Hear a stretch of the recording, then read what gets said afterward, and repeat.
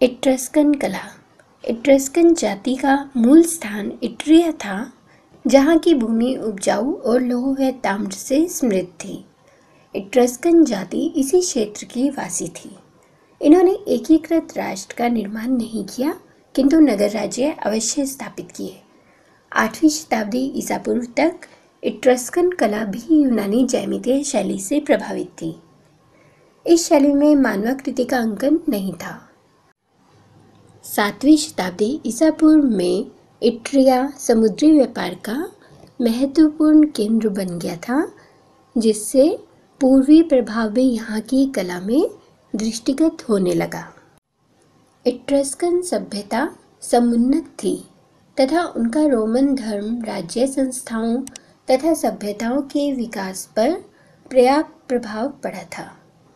इसका महत्व इसलिए भी है कि आगे चलकर रोमन संस्कृति में इट्रस्कन कला की पृष्ठभूमि ने महत्वपूर्ण भूमिका निभाई।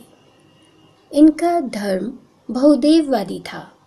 ये देवताओं के लिए मंदिर बनवाते थे, उनमें उनकी मूर्तियां स्थापित करते थे। इन मंदिरों का निर्माण मिट्टी की ईंटों से होता था। मंदिरों का आकार सरल, दृढ़ व ज्यामितीय होता था, जो टेराकोटा की चमकदार मूर्तियों से अलंकृत होते थे। 474 ईसा पूर्व में क्यूमे के युद्ध में पराजय के पश्चात इस शक्ति का ह्रास होने लगा। तृतीय शती ईसा पूर्व में रोम की बढ़ती हुई शक्ति के आगे इट्रस्कन शासन ने अंतिम रूप से घुटने टेक दिए। 8वीं शती ईसा पूर्व के इट्रस्कन शैली के पात्र 2 शंकुओं के आधार वाले हैं। इन पर त्रिभुज एवं प्रहेलिका के ज्यामितीय अलंकरण खुदे हुए हैं। इस शैली का संबंध यूनान की तात्कालिक ज्यामितीय शैली से है।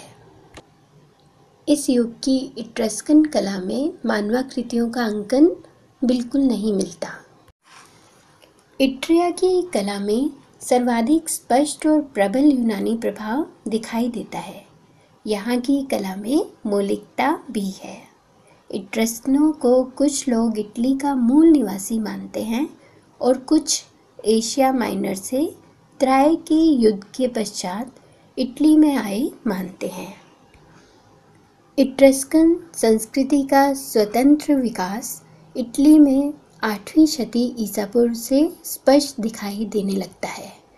500 ईसा पूर्व के आसपास ये उन्नति के चरम शिखर पर पहुंच गई थी। 700 ईसा पूर्व इनमें ज्यामितीय अभिप्रायों के अतिरिक्त नर्तकियों आदि की आकृतियां भी अंकित हुई। यूनान की ही भांति ये आकृतियां छोटी तथा ज्यामितीय रूपों के समान सरल हैं। 7वीं शती ईसा पूर्व में इट्रस्कन शासकों की कलात्मक समाधियों का निर्माण प्रारंभ हुआ। इन समाधियों में सुंदर चित्रित पात्र, कांस्य उपकरण, मणि रत्न आदि के आभूषण तथा स्वर्ण, रजत, हाथी दांत आदि की अनेक वस्तुएं मिलती हैं। 7वीं शती ईसा पूर्व से ही इट्रस्कन मूर्तिकला में सरलता एवं स्थायित्व की प्रवृत्ति उत्पन्न हुई। यूनान के विपरीत यहाँ के दृश्यों में पेड़ पौधों का अंकन, युद्ध का सशक्त अंकन तथा पृथक पृथक आकृतियों में पृथक पृथक तालमान का आश्रय लिया गया है। टार्क्विनिया के समाधि चित्रों में आकृतियों की सीमा रेखाएं बनाकर लाल, नीले, हरे तथा पीले रंगों के पतले वाश का प्रयोग किया गया है। पुरुषों को भूरे बादामी तथा स्त्रियों को किंचित पीलापन लिए हुए उजले वर्ण के द्वारा प्रस्तुत किया गया है। मछली पकड़ने तथा आखेट के दृश्यों वाले समाधि गृह में कलाकार ने प्रकृति का अंकन यथार्थात्मक विधि से किया है। प्राचीन इट्रस्कन समाधि चित्र 5वीं शती ईसा पूर्व तक फैले हुए हैं।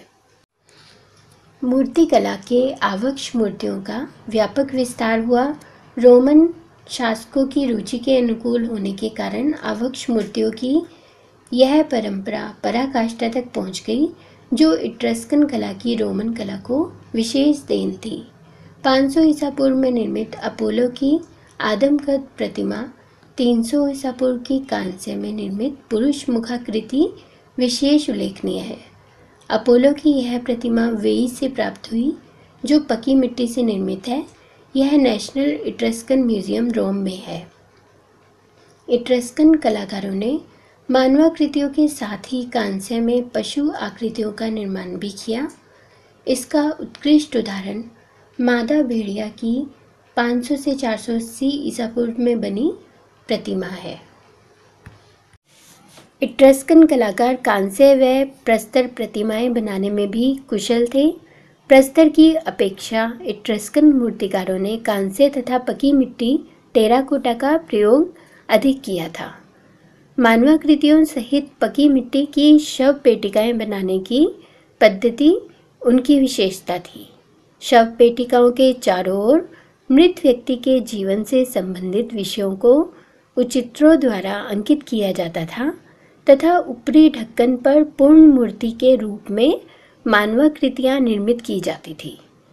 इसका श्रेष्ठ उदाहरण कैरीवेट्री से प्राप्त 520 ईसा पूर्व की पलंग नुमा शव पेटिका पर एक युगल विश्रामपूर्ण मुद्रा में तकिए पर कोहनी टिकाए लेटे हैं।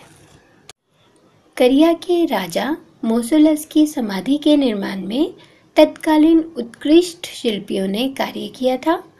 सिकंदर की विजय के बहुत पूर्व ही यूनानी कला दूर दूर तक फैल चुकी थी। बुद्ध की खड़ी तथा बैठी भारतीय प्रतिमाओं एवं यूनान की छठी शती ईसा पूर्व की मानवाकृतियों में पर्याप्त साम्य है। प्राचीन युग की यूनानी प्रतिमाओं तथा केल्टिक लिगुरियन मूर्तियों में भी पर्याप्त सादृश्य। शारीरिक अनुपात, अंगों की गड़नशीलता एवं वस्त्रों की सिकुड़नों का आभास उतना उत्कृष्ट नहीं है जितना यूनानी कला में है।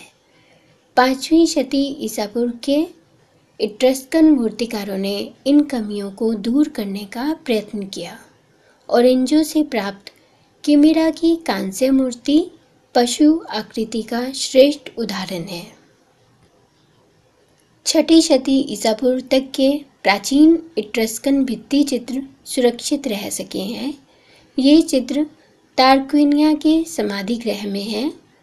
चूने की भित्ति पर फ्रेस्को पद्धति में अंकित इन विशाल आकार के चित्रों में भोजन, क्रीड़ा, आखेट आदि दैनिक जीवन के विषयों का चित्रण है। इस समाधि गृह में प्रथम शताब्दी ईसा पूर्व तक चित्र अंकित होते रहे हैं। परवर्ती युग की समाधियों में भयानक दैत्याकृतियों आदि का अंकन होने लगा।